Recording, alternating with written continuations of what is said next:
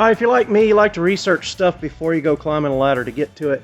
This is an Allister All-O-Matic model S330-3. And I knew I was having a limit switch failure, and I could not find any YouTube videos on how to adjust the limit switch. Alright, so most of your garage door openers have a device that looks something like this. Basically, this will turn at the speed of your chain drive and stuff, and then it gets gear reduction down to, this is a known amount, gets to that many turns. Well, here's the limit switch with the door open. This limit switch, you see it's missing that little metal tab right there. So if I can get that mounted back up in there behind that screw, we'll be back in business. So this is the cam assembly off of the garage door opener. When the cam gets in position, presses that piece of spring steel, which in turn hits the actual limit switch. What we have here is one of these springs is broke off. Since for this garage door, we've got the spring there that is broken.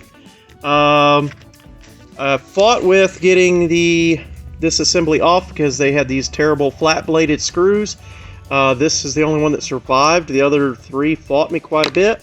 So we have Allen key screws now with even a wing nut. So it's going to be as simple as possible to reinstall. What about this spring, you might ask? I got an answer. Hacksaw blade. They're made of spring steel of sorts.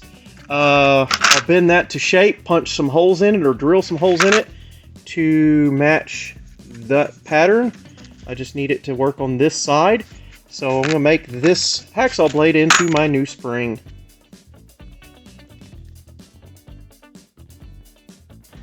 Alright, so here are the cams that hit the limit switches. Those are the springs that actually contact. So this cam, as it comes around, will hit this and hit that switch, and that tells the motor to quit running. I almost, there we go, almost have the door where I want it to stop at, probably right in there. But as you can see, that cam is still quite a ways off. So I'm going to loosen that set screw, bring that cam around to where it just starts touching here. And I'm actually going to run it by hand until I hear it click. So I'm going to actually turn that pulley over here until I hear that click. Make sure my adjustment's where I want it before I try powering it. Alright, I've got my cam in position where I want it, activating the limit switch. I got the garage door where I want it. So I'm going to go to pull my tool here out and go to the ground and hit the button. And keep my finger on the stop button as well. So we're going to close the door and then we're going to open the door. We're going to make sure both limit switches are working. Alright, here we go. Closing.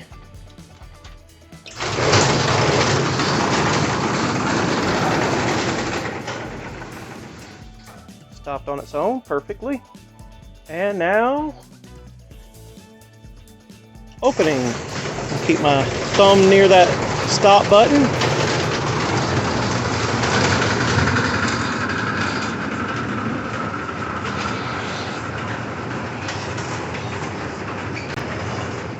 And she stopped on her own. That's good. We got both limit switches working.